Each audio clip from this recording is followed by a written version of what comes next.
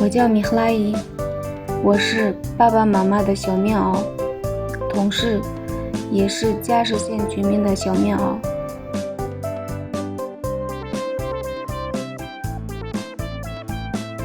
因为我是一名社区基层的工作人员，我的工作和使命就是为辖区居民谋幸福，从一件件最普通的小事让居民感到幸福。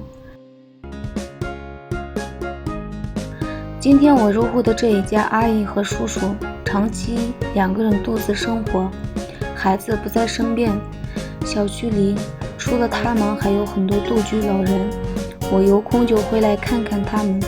帮他们打扫卫生，做家务，聊聊天。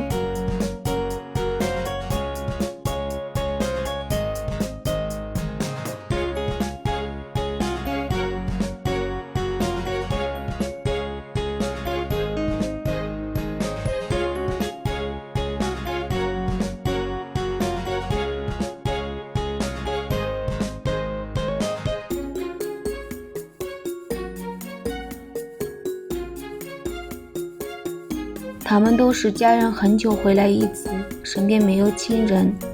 我就是他们没有血缘的亲人。社区工作我觉得非常有意义，我做的一切都是为了大家的幸福，最终这个幸福也会反馈到我自己身上。